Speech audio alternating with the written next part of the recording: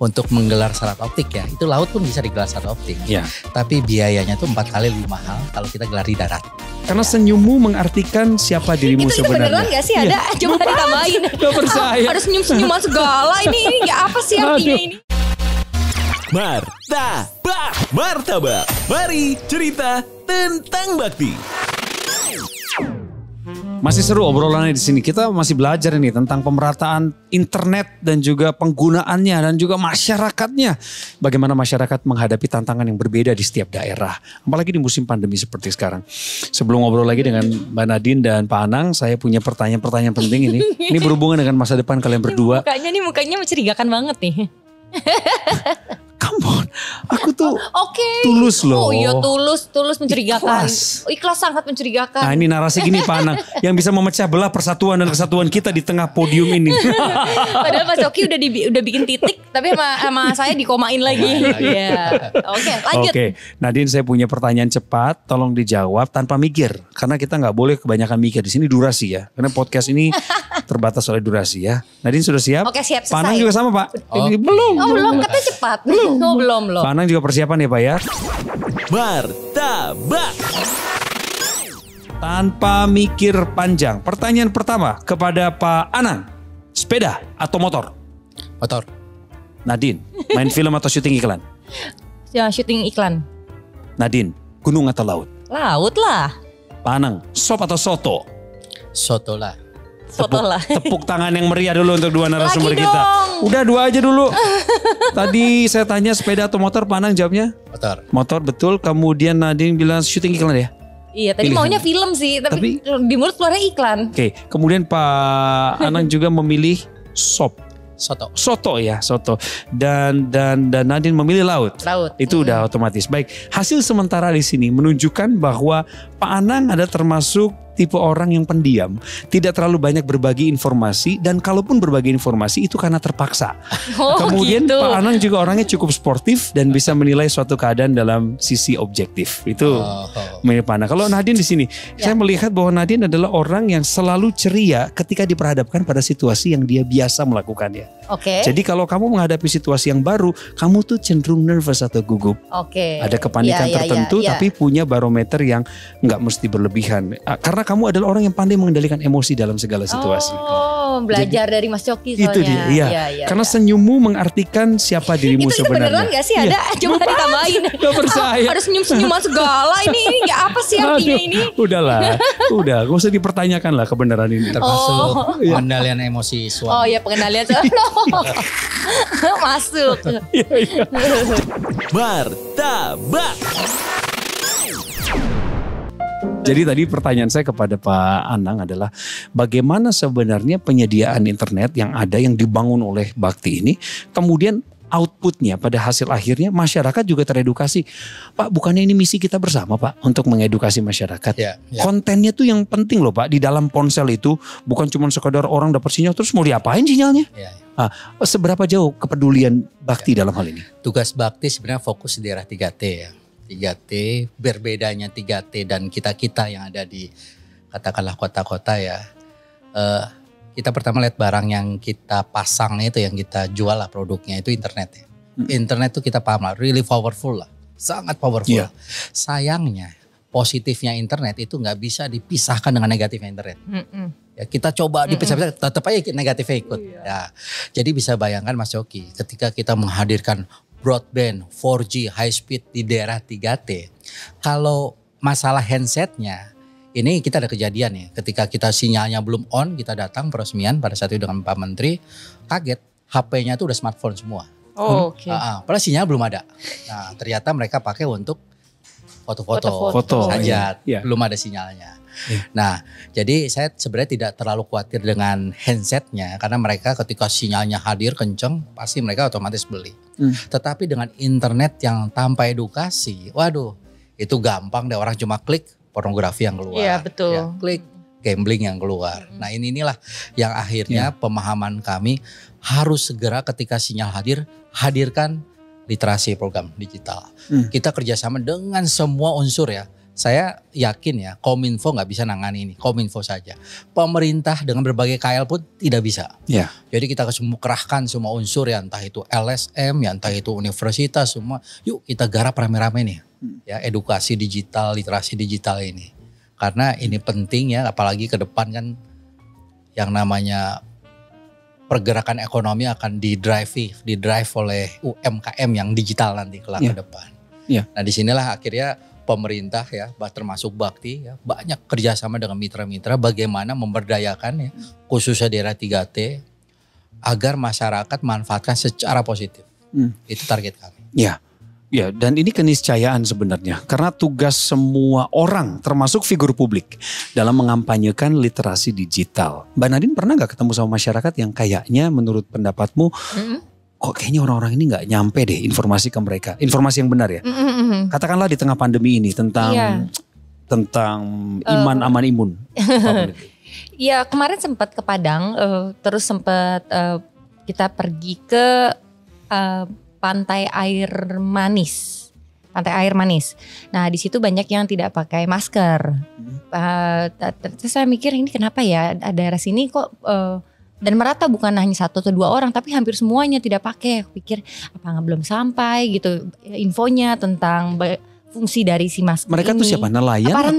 Para nelayan. Okay. Yang mereka di tepi pantai karena mereka duduk di kapalnya. Terus ya saya tanya kenapa Pak nggak pakai masker? Oh di sini tidak ada corona karena memang mungkin daerah situ memang belum ada kasus ya dan dibilang kalau lagi melaut dia tidak bisa nafas. Jadi saya mikir memang mungkin susah juga ya karena udah panas pakai masker dia. Ya itu yang saya tanyain. Oh jadi mereka punya alasan juga kenapa tidak mau pakai masker tapi mereka juga ada di kantongnya ada maskernya juga. Dan mereka standby mungkin kalau mereka lagi ke kota mungkin pakai kali ya. Terus gitu. Kamu sendiri gimana menghadapi situasi itu? Kamu tetap pakai masker apa enggak? Tetap kita pakai masker kan sebenarnya fungsi dari masker ini menjaga diri kan ya. Yang penting social distancing juga di sana. Ya, jadi atau bisa juga mohon maaf ini Mbak Nadine ya. Kadang-kadang mereka punya kelompok eksklusif ya masyarakat kita nih. Mereka yakin tidak ada virus corona ya COVID-19 di sana. Tapi karena mereka membuka diri terhadap masuknya orang luar. Betul. Sementara kita tidak menggunakan masker, justru kita yang menjadi pembawa buat mereka. Yes, betul. Iya, jadi makanya saya juga bilang Bapak harus memang selalu bawa masker. Tapi kalau memang lagi nggak ngapa-ngapain, pakai masker aja Pak. Karena kan Bapak banyak tamu yang datang ke sini. Ini kan pantai tempat umum gitu. Oh iya gitu.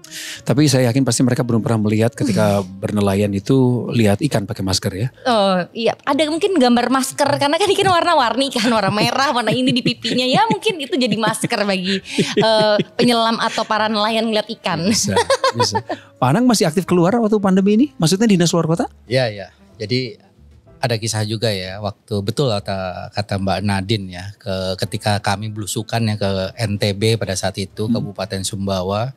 Saya ke sebuah lokasi, saya lupa nama desanya ya. Itu jalan yang bisa kita temui, kita pakai trail ya. Benar-benar motor trail. Mobil biasa itu pun hanya harus 4-wheel drive ya.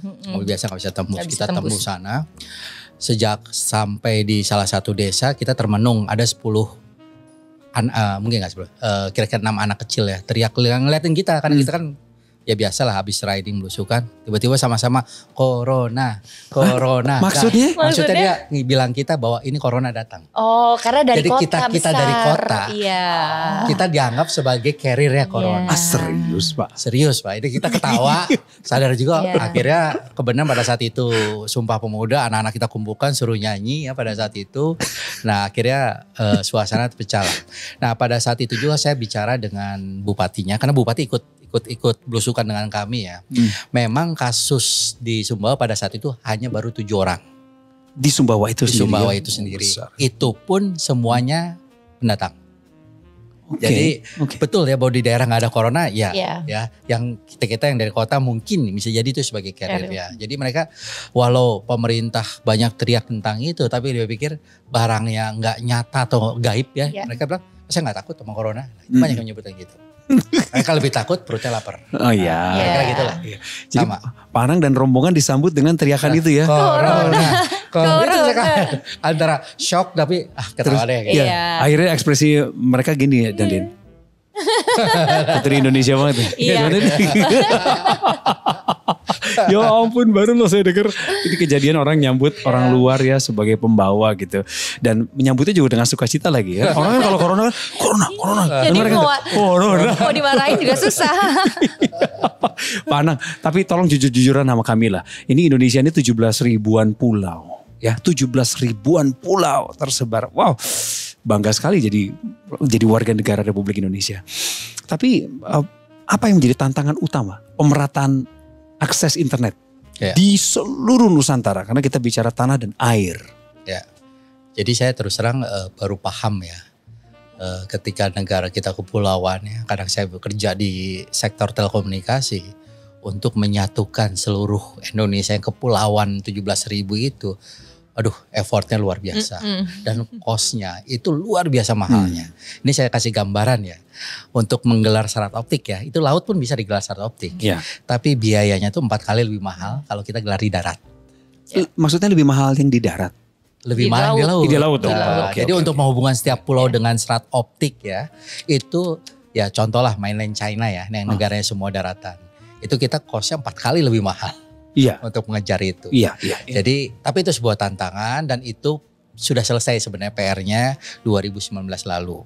Nah sekarang setelah serat optik menghubungkan setiap kota, bagaimana sinyal 4G-nya hidup ke masyarakat. Nah itu tugas 2 tahun kami hingga 2022 yang dikomitkan kan Pak Menteri kepada Bapak Presiden ya untuk selesaikan tadi 12.500 titik ya bersama-sama operator untuk menghadirkan sinyal 4G sampai ke level desa-desa. Jadi seluruh kementerian yang punya program-program ada E-nya, edukasi ya, health, e-health gitu ya. Semuanya hanya bisa digelar ketika sinyalnya sudah hadir. Nah, alhamdulillah Bakti menjadi ya kita semua ya menjadi bagian bagaimana mewujudkan semua cita-cita itu. Amin. Dan itu pasti tercapai. Saya percaya karena butuh waktu. Dan kita mesti hargai prosesnya juga. Gak bisa langsung jadi ya. Saya pikir iya dong. Saya punya pengalaman nih. Waktu itu saya ke Papua Barat dan menuju Raja Ampat. Kami mampir di sebuah pulau. Koreksi saya kalau salah, tapi diam-diam aja di hati masing-masing pendengar ya. Nama pulaunya Pulau Talaib. Saya ke sana 2 hari, nginep sana 2 malam Pak. Gak ada sinyal Pak sama sekali. Saya benar-benar terputus dengan dunia luar. Kami tidak tahu, saya bersama istri saya tadi juga rombongan. Tapi gak bisa komunikasi dengan anak-anak di rumah. Bukan soal sinyal internet, sinyal telepon aja, gak ada. Tapi ada kepercayaan orang kalau kita naruh di sebuah pohon, nanti lama-lama ada waktu tertentu muncul satu sinyalnya. Betul. Jadi kerjaan kami akhirnya di situ selain menikmati alam adalah menyembah pohon. Menyembah dalam arti gini, kan kita taruh kan kita nunggu semua dong handphone kita situ. Sinyal tiba-tiba tinit, wah langsung lari Pak. Nah, iya betul. Ini pengalaman kan? Pengalaman kan? Nah, ini adalah pertanyaan umum sebenarnya Pak. Apakah semua daerah harus dijangkau sinyal atau tidak menurut pendapat Pak Anang? Kami fokus kepada lokasi yang ada populasinya. Entah itu desa atau dusun. Ya. Tapi kalau misalnya daerah yang mungkin orang hanya melewati daerah situ saja untuk menjangkau lokasi lain. Nah, sebenarnya itu tidak wajib kita itu. Kalau kita ke Amerika pun ya, kalau saya pernah coba jalan di seputar Las Vegas ya, ketika lewat t-shirt ya sinyal hilang. Memang kadang nggak ada kiri kanan, nggak ada populasi. Tapi ketika di situ ada destinasi orang berhenti, nah itu biasanya. Syarat populasi itu Pak Anang, maksudnya berapa orang harus ada di sana? Biasanya kalau itu ada kepala dusunnya, kepala desanya, nah itu sudah kita anggap ada populasi yang menetap di situ. Oke, berarti komunitas sudah masuk hitungan yang harus dijangkau oleh sinyal. Sudah masuk. Oke, Mbak Nadine kemana? Saya sudah share tadi, Talaib di Papua Barat. Kamu pernah datang ke tempat yang tidak ada sinyal itu di mana tuh? Ke daerah Papua sih biasanya. Papua juga daerah ya? Bagian timur ya Papua, daerah Momere pernah, Manokwari juga pernah. Terus ya biasanya ke arah situ sih. Tapi memang populasinya nggak tinggi ya di sana. Gimana responmu terhadap putusnya hubungan komunikasi antara dirimu dengan orang luar? Ya kalau udah malam nongkrongnya bukan di dalam rumah, di luar rumah. Itu salah satunya di pohon. Tungguin aja satu sinyal, nungguin bunyi tidut. SMS. Biasanya SMS aja masuknya. Ngerasain nggak di tengah-tengah situasi seperti itu betapa berharganya teknologi digital? Iya, di situ berasa kayak aduh ini apalagi kalau berhari-hari ya. Kalau mungkin kalau cuma 1 malam 2 malam oke gitu. Tapi kalau udah mulai berhari-hari ini rada gelisah sedikit karena nggak tahu keadaan rumah. Tapi pernah ada pengalaman kita pernah naik ke Gunung Kartens, ya itu berhari-hari nggak ada sinyal. Kita sampai 2 minggu di sana menuju ke atas tidak ada sinyal. Tapi kita punya telepon satelit kita bawa. Ya memang kita sudah memindset bahwa ini tidak akan ada sinyal. Jadi memang kita akan pakai telepon satelit kalau memang membutuhkan aja. Tapi memang satu sisi untuk badan kita baik karena tidak ada gangguan, kita fokus apa yang ada di sekitar kita dan mengurangi resiko buruk. Salah satunya tergelincir atau mungkin tidak peka dengan masyarakat lokalnya. Kita ngobrol gitu sama mereka. Terkadang kan kalau ada handphone itu ya fokusnya di situ aja. Jadi mungkin ada beberapa daerah yang memang tidak perlu ada jaringan, ada juga yang membutuhkan. Jadi disesuaikan dengan daerahnya sih. Berarti titik 9.000 yang tadi di awal kita obrolin itu Pak Anang, ada kemungkinan bisa nambah? Jadi gini, titik 9.000 itu baru titik desa ya, kita bicara jumlah desa. Nah tapi ada komunitas-komunitas yang lebih kecil lagi, misalnya komunitas nelayan ya, yang mungkin jaraknya terlepas dari desa. Saking banyaknya titik ini, kita sudah identifikasi ya, khususnya titik layanan publik ya. Kita layanan publik atau komunitas ya tempat berkumpul ya, entah itu ada sekolah, entah itu ada puskesmas, entah itu ada kantor-kantor desa. Ternyata masih ada loh 150.000 titik yang belum layak dapat internet. Nah saking banyaknya ini Pak Joni Plate ini sudah mencanangkan ya untuk menyiapkan yang satelit. Satelitnya teknologi terbaru, kapasitasnya besar, bahkan menjadi satelit pertama kali di Asia. Dengan kekuatan kapasitas yang cukup besar, saya sebut angkanya 150 gigabit per second. Wow. Ini kalau mobil ya, ibarat mobil ya, ini mobil 7.000 cc lah. Saking besarnya, bukan 3.000 cc, 7.000 cc. Boros dong bensinnya. Kenapa? Boros dong bensinnya.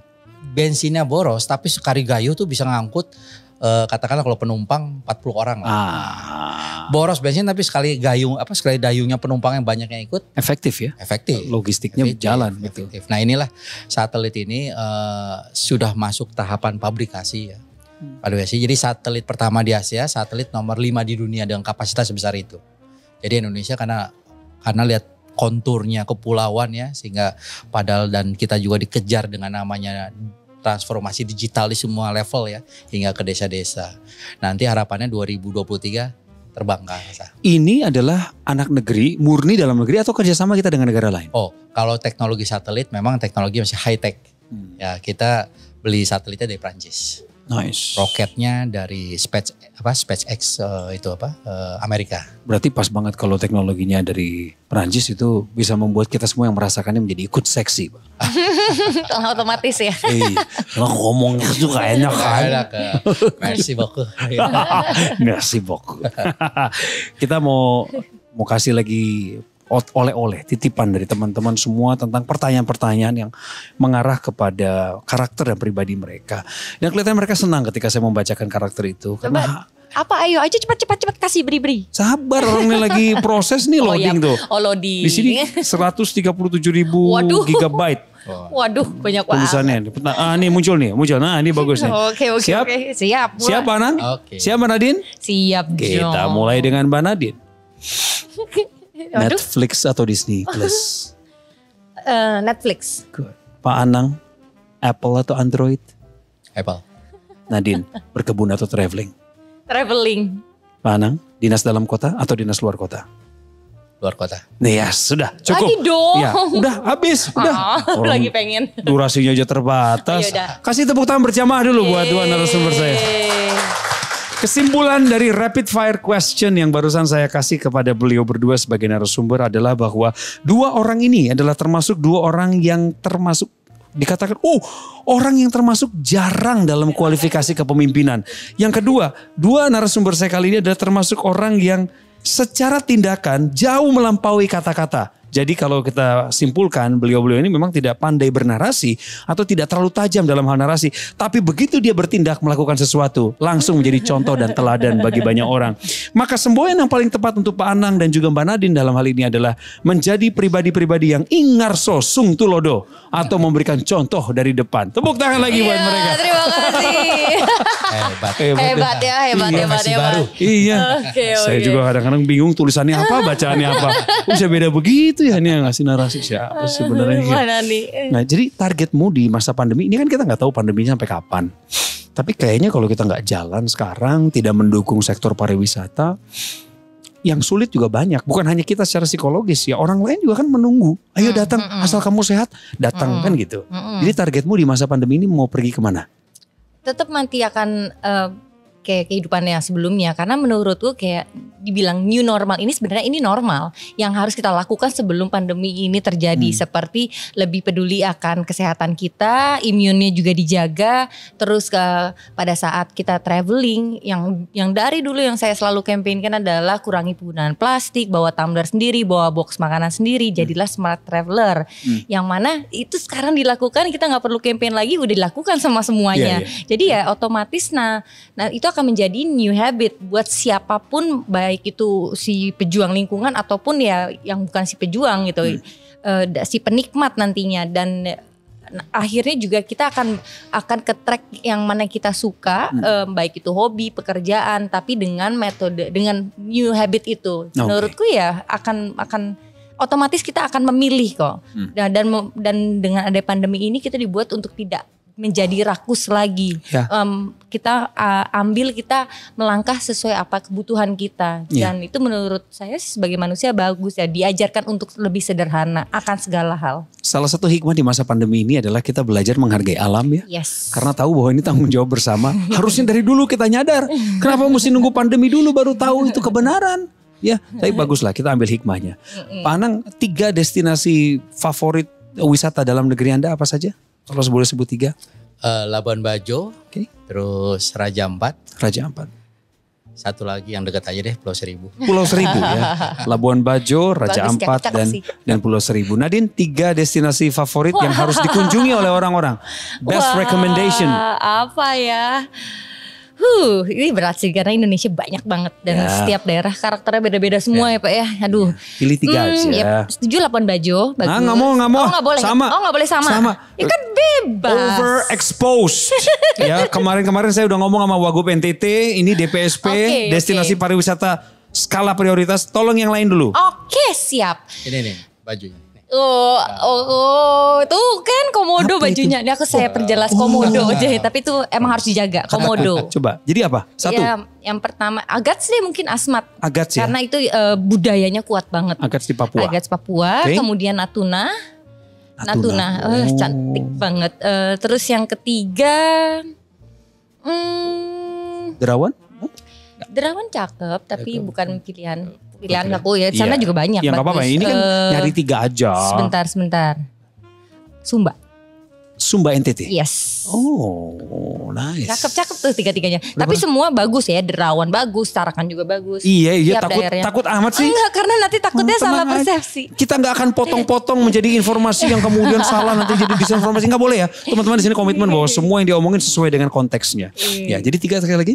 Pertama Asmat, Agats, second one Natuna, ketiga Sumba. Oke, good. Pak Anang tadi Labuan Bajo, Raja Ampat, sama Pulau Seribu. Oke. Jadi mulai sekarang rencanakan saja liburanmu kapan kau akan mengunjungi tempat-tempat spiritual tadi. Saya percaya setiap tempat memiliki kekhasannya, ada rohnya, roh yang baik, yang kita percaya bahwa di sana ada kehidupan, di situ ada ketersediaan, di sana ada sumber kehidupan mata air termasuk yang baik. Jadi buat teman-teman semua yang hari ini sedang menyimak Martabak, juga ini bonus buat kalian.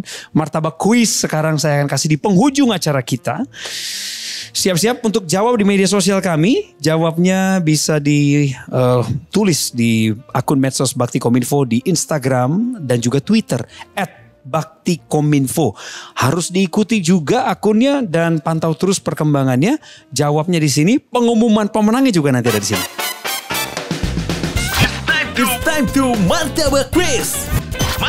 Martabak Quiz. Pertanyaannya untuk Martabak Quiz kita kali ini adalah, perhatikan, isi titik-titik berikut dengan kreativitasmu. Ada lebih dari titik-titik-titik BTS 4G atau 4G yang akan tersedia di tahun 2020. Sekali lagi, ada lebih dari titik-titik-titik BTS 4G yang akan tersedia di tahun 2020. 3 orang pemenang yang masing-masing mendapatkan hadiah pulsa Rp100.000 dari Bakti Kominfo kalau kamu jawabnya cepat dari sekarang sejak ini ditayangkan. Martabak.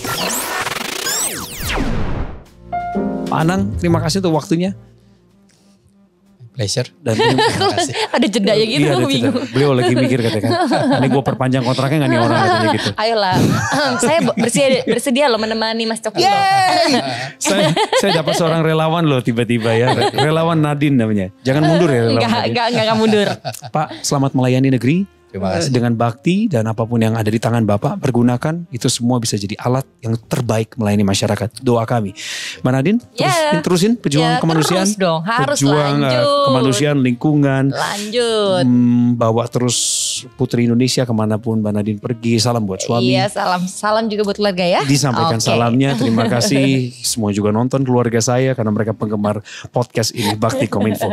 Coki Sitohang mesti pamit, saya mesti baca lagi yang lain. Adakah yang ketinggalan? Nggak ada kelihatannya. Sebentar lagi saya akan seremoni untuk merayakan makan martabak khusus yang sudah ada di sini. Sampai jumpa, jaga kesehatan, tetap semangat dan beri yang terbaik. Martabak. Mari cerita tentang bakti.